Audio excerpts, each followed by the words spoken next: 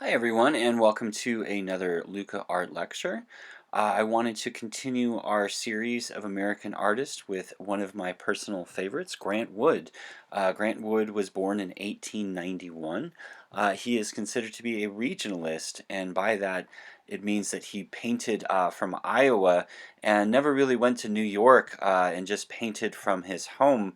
He's made most famous for his painting American Gothic, but when we look at his work, it goes through several phases before he gets there. As I mentioned, he was born in 1891. In 1901, his family moved to Cedar Rapids, Iowa, after the death of Grant Wood's father. The building you see on the right is the home, the school building that he went to as a child, and the building on the left is actually their home in Cedar Rapids. In 1910, Grant Wood went on to the Handicraft Guild in Minneapolis. And then he went, for a brief period, he went back home and actually taught school in one of those one-room schoolhouses. He then went on in 1913 to attend the School of the Art Institute of Chicago. What's kind of interesting or fascinating about Grant Wood is that when you really look at his work early on, we always think of him as a two-dimensional artist, as a painter, but he actually grew up working in a metal shop, and when he went to the Art Institute of Chicago, he actually worked in sterling silver and other types of metals. As we look through his kind of earliest work here, what we'll notice is his heavy use of earth tones, browns, and kind of reddish tones of that type of nature. This makes perfect sense considering that he was living in Iowa, and this will be the tones that are kind of natural tones around him. I really love his early work. It always kind of reminds me of, as if an impressionist had been trapped somewhere in Iowa and had decided to paint the landscape. But this is kind of where we start in his career, and this is kind of where a lot of American artists, I believe, were kind of at this time. They were getting the impressionist and post-impressionist ideas from Europe, and they were kind of looking at ways to make it work into their own work. As we continue to look at his early work, pieces like The Landscape of Autumn from 1919, you can definitely see the impressionist feeling within what he's painting. And what I mean by that is when we look at how he's actually painting things, it has a very light kind of sense of movement within what he's actually painting. We also have wonderful pieces like The Usual Place from 1919, where again, kind of looking into these wonderful rural scenes that you would really have to be there in order to appreciate things like that one chair on the right side of the composition being outside. Things like that you really can't imagine. They have to kind of just be in location for you to observe. It's around this time that Grant Wood will begin a series of trips to Europe, four altogether in the space of just a few years. He does this in order to not only study European culture, but to get a closer view and really inspect some of the art that he was enjoying there in Iowa. We definitely see a heavy influence of the Impressionists during this period of his work. In particular, if you look at Conduit, look at how he's treating the light traveling through the trees itself. And again, this is a reminder of many Impressionist paintings that have that same kind of technique, but his use of shadow and his interest in color becomes very important to him at this time. The other thing that we'll notice is he moves from this type of palette where we again have these very heavy earth tones, reds and browns and tans and yellows and that type of thing, over to a much more balanced type of palette like we'll see in Street from 1920, where he's still using some of his favorite earth tones, but you'll notice that the majority of this canvas is actually white. He's really expanded the colors that he's chosen to paint with. And in doing so, when he eventually does make his way back to Iowa, he'll incorporate some of these ideas of color back into his work.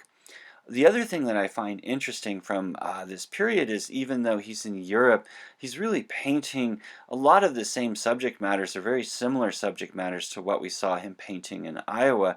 Very simple scenes, very, very few people within the scene. And when he does paint the people, he kind of does this sketch-like quality where we don't actually see the people's faces. They're just kind of these forms, and it's always kind of humorous to me that a man who is made famous for his portrait paintings, things like American Gothic, was at one point painting people in such slim variety in terms of what they actually look like. It's also around this time, kind of in one of his later trips, that you'll notice this inclusion of much, much darker tones. In this, we can see black for really one of the first times as a true color within his canvas. But when we get to things like the gate within the city walls from 1920, this extra little added bonus, this extra darkness that he's actually achieving with his work, really makes for a full type of composition. And again, going back to those earth tones, but now we have these wonderful whites that he's using as well. When we look at paintings like The Tree from 1923, this looks like something he might have painted when he was back in Iowa. And again, you'll notice a few things, the light coming through the tree as I mentioned before, but his use of this very, very heavy dark line to kind of outline a lot of the forms. And this actually is very, very similar to a lot of the things we see with post-impressionism. And this might be his kind of time that he starts moving and looking at paintings by Van Gogh and Gauguin and that type of individual. We see again this kind of complexity that he was able to achieve within his canvas the more he kind of went to Europe and went back home and started to assimilate a lot of the ideas and knowledge that he was able to develop in and around Paris. As we continue to enjoy the work from this period, from his later trips that he did to Europe, again, we'll notice a complexity with his work that he had not achieved very early on from just painting in Iowa. The other interesting thing that we find, in addition to works like this that again show this very heavy post-impressionist edge, these very, very thick lines, as I mentioned before, very much reminding me of a Gauguin painting, is that he was also very much influenced by what we would think of as the Northern Renaissance. Many of the Van Eyck paintings and paintings from this kind of school of thought were very impressive to him and made a distinctive mark on his artistic thinking, even though we won't quite see that quite yet. But a lot of his later work, if you think again of American Gothic, we'll start to see this kind of form within it. Vegetable Farm from 1924 also starts to play around with some of the ideas that he'll use later on in terms of landscape. If you look at this painting, it's kind of hard to tell if this is rural France or rural Iowa, but look at the patterns that he's able to achieve between the rows of the tilled soil leading to those trees. We go from the front of the canvas into the space of the canvas, and then we shoot straight up by way of the trees. In 1925, we do see the first of the Northern Renaissance styled paintings, first with helix welder, and then again in a second painting called the Product Checker. And these are the first images that we have where again he's focusing more on this sense of realism, and these are really entirely different paintings than we've seen him complete before. With the Product Checker, it's even more realistic than what we had from the helix welder, and we are reminded that again he grew up working in a machine shop, so this type of image, this type of thinking is not that far off from what he would be seeing throughout his life. Again, this is his kind of attempt to take the Northern Renaissance way of thinking of painting and use it by way of Iowa and be able to look at rural America with the same kind of energy and style that you would see from a Van Eyck type of painting. In his very last kind of trip to Europe, I really think he tries to assimilate as much of the thinking within Impressionism and Post-Impressionism that he had kind of dabbled with before. And I think a lot of these paintings, if you went through the Impressionist and Post-Impressionist catalog, you'll find a lot of similarities. But At the same time, he is doing paintings like the Cornfield from 1925 that really show him starting to think about home and how am I going to take the images from Iowa and assimilate this ideas that I found from Europe into one single idea of what art can be. The Path That Intersects the Garden from 1925 really reminds me of a Monet painting that you might have seen maybe 40 years before this period, but it is kind of wonderful to see this complexity that he's now able to achieve within his use of color. But we always kind of go back to these earth tones that he loved so much and that we saw used so frequently in his early paintings in Iowa. But again, when we look at this, we see this complexity that he was able to achieve in these earth tones at this point in his painting career that we just had not seen previously. And in addition to that, the incorporation of other tones like white and again, pure black, things we did not see before. When we look at this next sequence of paintings, you will definitely see the post-impressionist style influencing his work. If you look at the texture on this and the thickness by which he's putting on the paint, it really looks like he's been looking at some Vincent van Gogh paintings and his technique of the very, very thick impasto that you would find on the painted surface.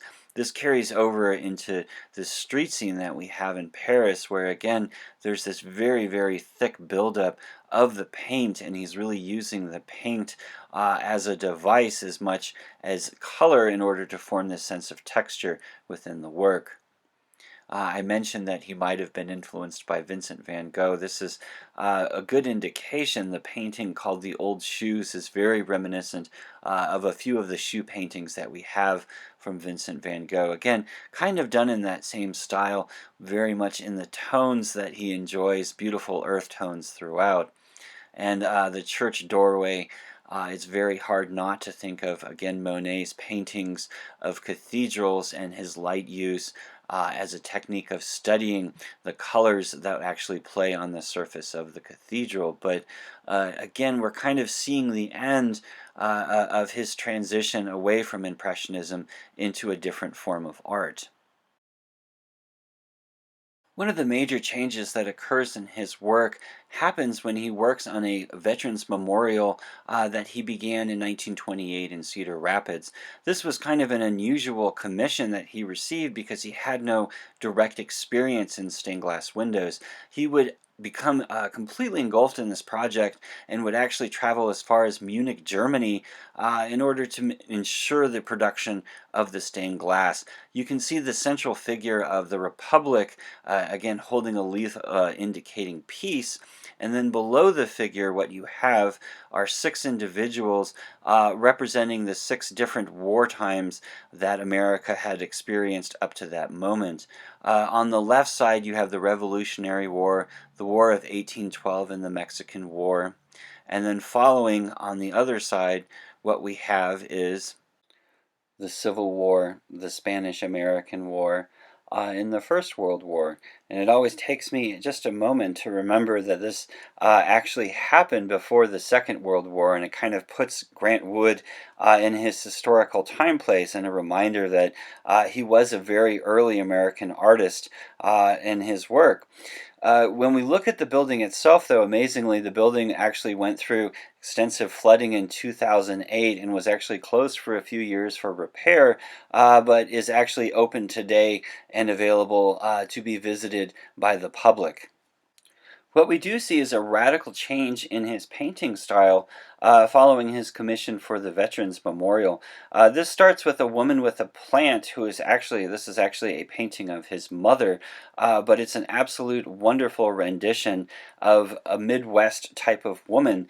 And again, you have this wonderful background and this plant and her entire outfit from the cameo to her wonderful little dress is just this wonderful piece of Americana, but very much in the style of a Van Eyck painting rather rather than an impressionist. We continue this type of work with John B. Turner, who was actually the father of a friend of Grant Wood's, in this style of painting. But look at how wonderful the background is, and how he's kind of taken Iowa and broken it up into regions and made all these wonderful small paintings as part of the larger painting. We again see this kind of treatment, this Northern Renaissance style of painting with Miss France. And Miss France might actually be one of the models that we see again and again within Grant Wood's work, and that would be his sister Nan, who is, of course, most famous for the next painting, which is American Gothic from 1930, which he actually traveled back to Minneapolis in the Handicraft Guild in order to paint.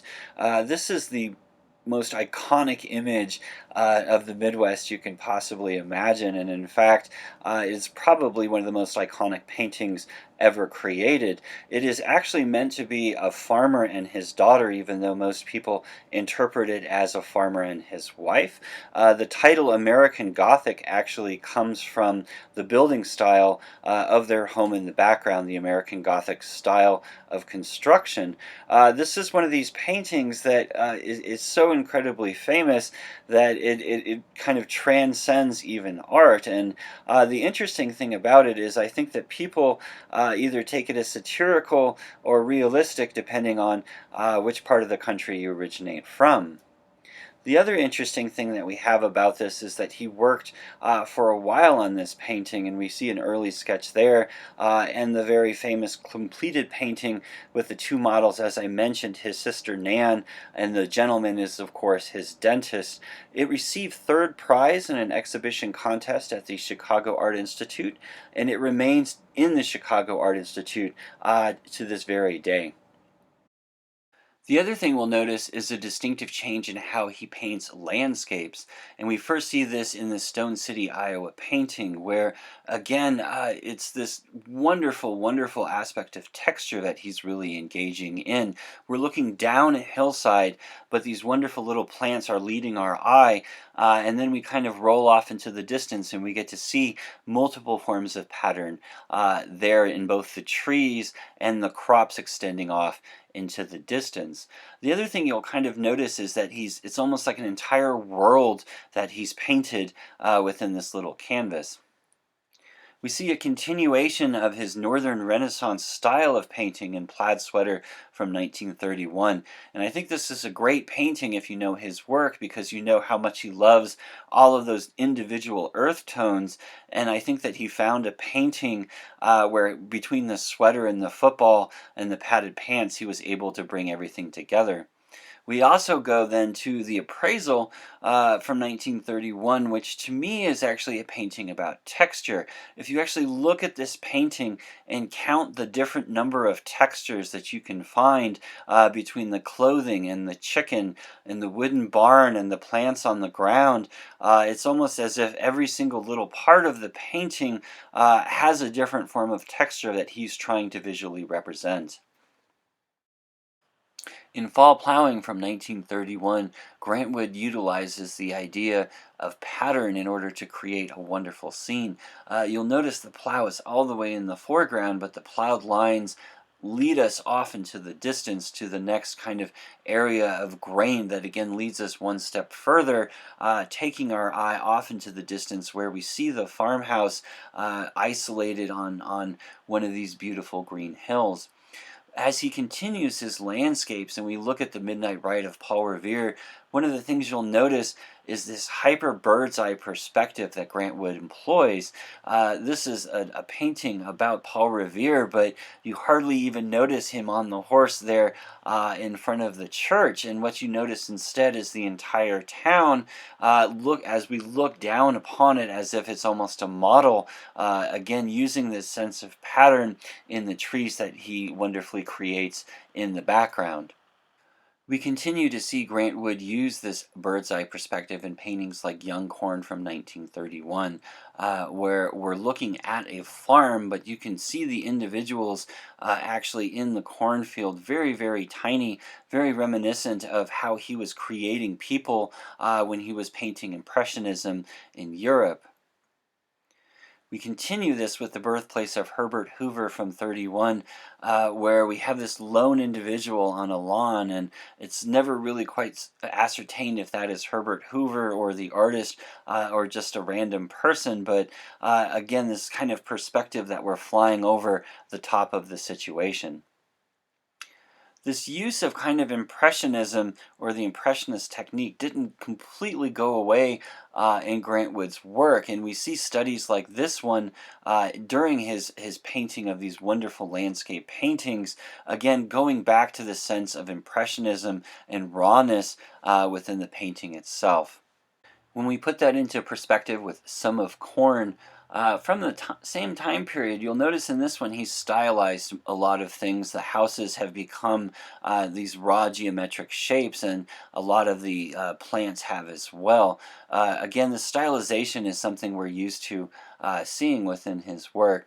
He also had a tremendous sense of humor, as we kind of see in Victorian Survival, where we have a painting that's meant to look like a painting that was done in the 18th century or a photo that was done in the 18th century, but we also have the telephone there as kind of the rub of the idea of Victorian survival. We go into further senses of humor with Daughters of the Revolution from 32, where we have three women who are supposed to be from the daughters of the American Revolution, but they're painted in such a way that they almost look like the sons of the American Revolution, kind of wearing women's clothes. Grant Wood ran into a problem with the Daughters of the American Revolution when he decided he wanted to import glass from Munich, Germany, to do his famous stained glass windows. So this painting is often thought of as a rub back to the Daughters of the American Revolution for the problems they caused him.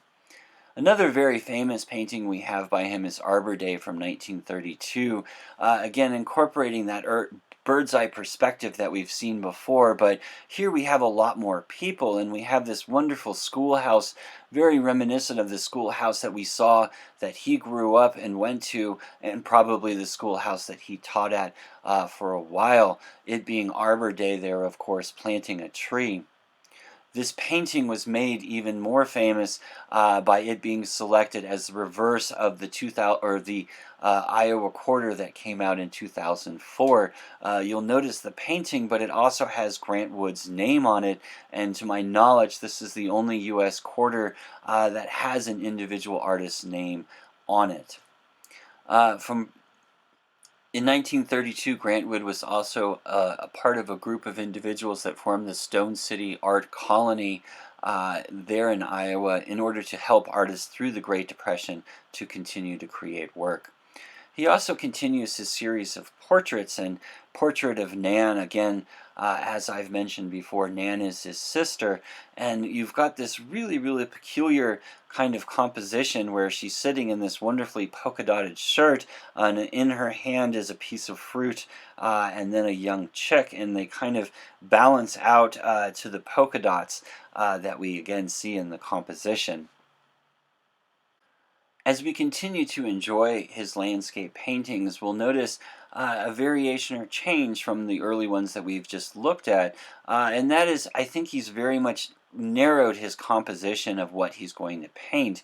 Instead of trying to paint the entire world like we see in some of his paintings, it seems like he's kind of narrowed it down to just one or two ideas. In Near Sundown, we've got this wonderful display of different colors that the trees might actually have in Iowa during this time of year, and again, we're starting to see some of that impressionist technique starting to work his way back into how he's actually painting these landscape paintings.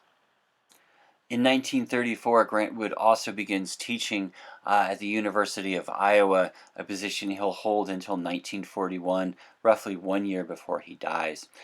Dinner for the Threshers is always one of my favorite paintings by Grant Wood. You start on the left side with the view of the farm and the gentleman coming in from farm work, and then you make your way into this wonderful dining room. You'll notice the horse painting on the wall with the white and black horses, but you've got all of this incredible row of overalls flanked by these chairs underneath them with all of the men sitting down and eating.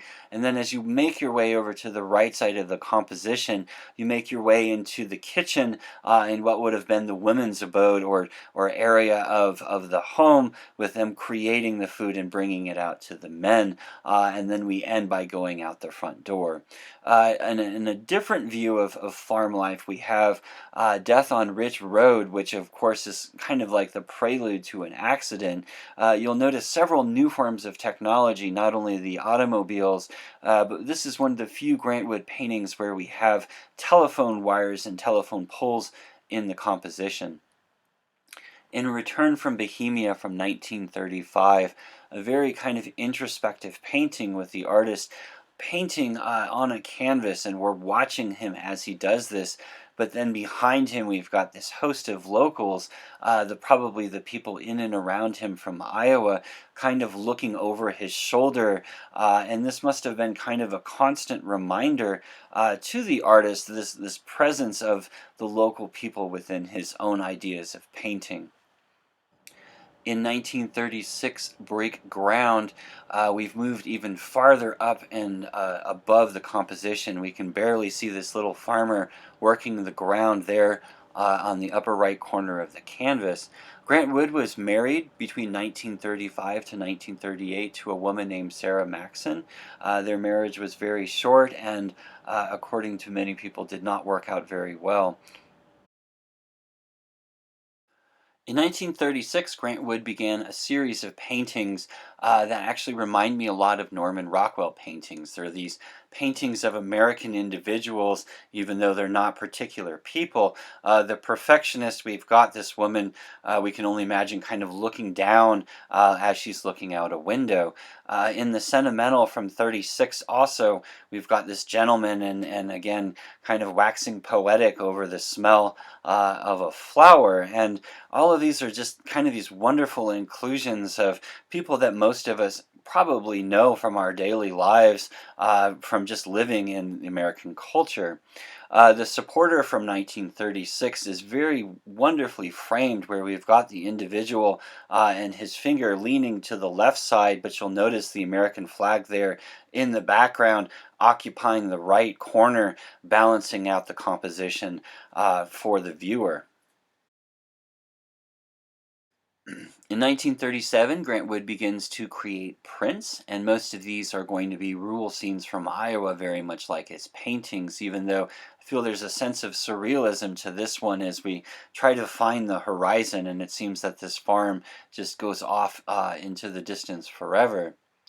We see kind of a darker sense with Village Slums from 37, where we have these very, very kind of rickety shacks, all leading to these outhouses in the center, and the solitary water pump in and amongst the snow. We continue to see the sense of humor, though, that we found in some of his earlier work with things like Honorary Degree from 1938, where we have this shorter individual receiving his doctorate. And you'll notice from the sash, the point of the sash is, of course, mirroring the Gothic point of the window that is illuminating the scene. One of his more famous paintings is Parson Weems' Fable from 1939. This is a painting of the famous story of George Washington cutting down the cherry tree, but Grant Wood has definitely taken liberties with the composition. The first thing that you'll notice, of course, is that George Washington looks as if he was from the $1 bill rather than being a child. Parson Weems is pulling back this curtain to reveal this story, but the curtain is lined with these little baubles that look very much like cherries, and they're even around the edge of the cherry tree itself. Of notice, though, Grant Wood was smart enough to put in the background two workers, kind of showing the actual workforce that was present in America during George Washington's time period. Over the next few paintings, we're going to look at a series of landscapes done it late in his career, each with kind of a different effect.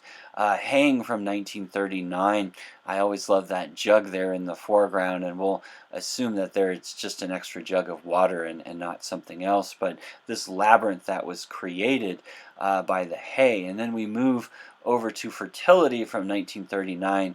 Again, one of his prints where it looks like you have every little aspect of the farm, from the farmhouse to the field, to the silo to the barn, all kind of stuck in one tiny composition.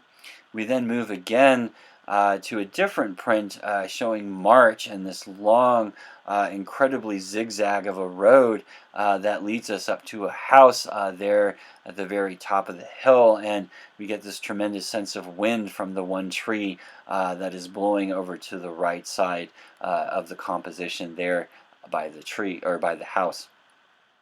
A New Road from 1939, you will notice this kind of secondary road that's been cut into the roads itself, and this is pretty common in rural communities, but you will notice that there's no telephone poles or anything to give you an indication of the modern time period. Again, this is kind of a step back into the idea of rural Iowa. Another wonderful image that evokes this sense of humor is Shrine Quartet from 1939, where we have four Shriners singing together in a barbershop fashion, with this painting of the pyramids there in the background with camels. And again, just a wonderful slice of Americana. One of the things you will notice as we get to the end of his career is this tremendous amount of stylization that he embarks on, especially with his landscapes. Again, if you look at how realistic this is in comparison to a lot of his other work, we're kind of edging more and more towards almost like this animated style of representation rather than this sense of realism. You got to love the tiny little footprints that lead in and out of the snow of that painting. From 1940, we have one of his darker images with Family Doctor. We have two hands in the composition holding devices that you would associate with the doctor, but very noticeable in the composition is the watch there in the foreground, which gives us a distinct sense of mortality within the idea of the composition. It should be noted that Grant Wood dies in about 2 years from now from pancreatic cancer, and I always wonder when looking at this if he had already started to feel some of the effects.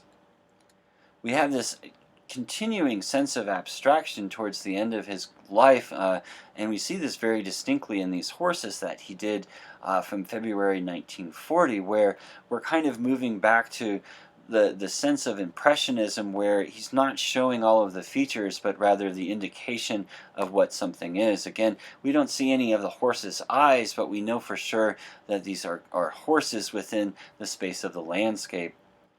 The sentimental folk song from 1940, I always think of as his last great composition. We have gentlemen singing, and it always reminds me of like an Irish wake, with one man just too overcome with sadness to look up, but everyone else kind of engaging in a song around the individual.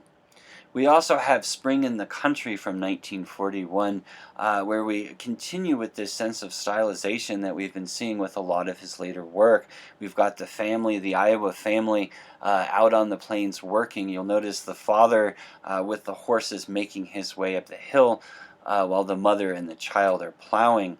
We then turn to Spring in Town, where we essentially see the same family along with a daughter who's there by the tree on the right side of the composition. But again, kind of a staggered sense, with the gentleman seeming like he's incredibly large in comparison to the rest of the people.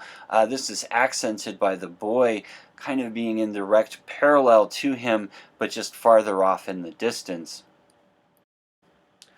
The last compositions we have from Grant Wood are kind of a return back to the Impressionist style that we saw him start his career with. And these might be studies that work their way eventually into larger paintings, but you'll notice this inclusion of texture and a lot of the Impressionist style of painting that we again saw at the very beginning. This is particularly noticeable in Iowa Cornfield from 1941, where we have this development of texture, but we also have this development of very quick brushstrokes, very much like we saw when he was first beginning his study of painting. Grant Wood will very sadly pass away with complications with pancreatic cancer in 1942. Thank you all very much.